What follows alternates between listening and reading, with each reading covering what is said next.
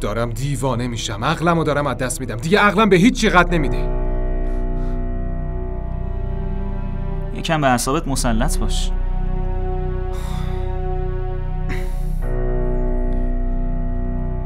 حق با توه. ببین سعیم، مهم نیست چی کار میکنی یا چقدر پنهانش میکنی، دیر یا زود این راز سر به مهرت برملا میشه. به حرفم گوش کن، برو پیش عمو اخلاق و کل داستانو صادقانه بهش بگو. هیچ فکر بهتری به ذهنت نرسید؟ هر وقت من یه مشکلی دارم و میام ازت کمک میخوام، مدام فقط یه چیزو تکرار میکنی. حداقل محض تنوع هم که شده مدل گفتنشو تغییر بده که من فکر کنم داری حرف تازه میزنی. من رفیقتم پسر، چرا از دست من شاکی میشی؟ من خوبی تو رو میخوام، نگرانتم. خیلی خوب، ناراحت نشو، الان میرم برات چایی میارم، آروم میشی. آره الان با چای مشکل من حل میشه.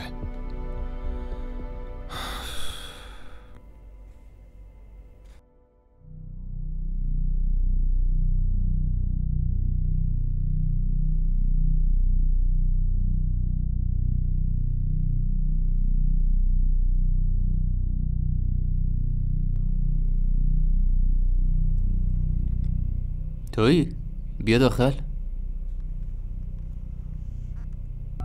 تازه رسیدم خونه، واسه همین فکر کردم اول خودم رو یکم مرتب کنم بعد بیام پایین. راستش میخواستم درباره یه چیزی باهات صحبت کنم. همه چی مرتبه؟ راستش بیا بشین لطفا.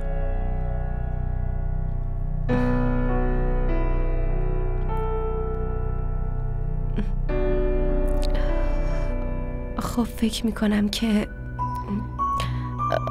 خب بگو چی شده؟ اینجوری که تو زبونت بند اومده معلومه مشکل بزرگیه. مسئله یکم عجیب غریبه یاسر. موضوع اینه که مربوط به سعیده. مربوط به سعیده؟